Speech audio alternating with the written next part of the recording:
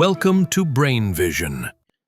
Okay, so we know the volume flow rate can be equal to area times the velocity. And the area can be expressed as pi times d over 2 squared. Okay, d is the diameter.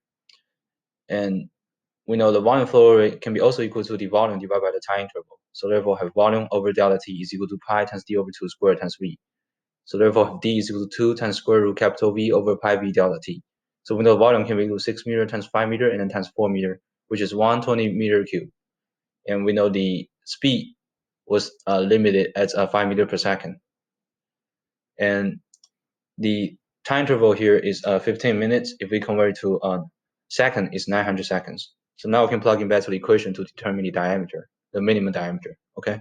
Which is equal to 2 times square root 120 meter cubed over pi times 5 meter per second, and then times 900 seconds.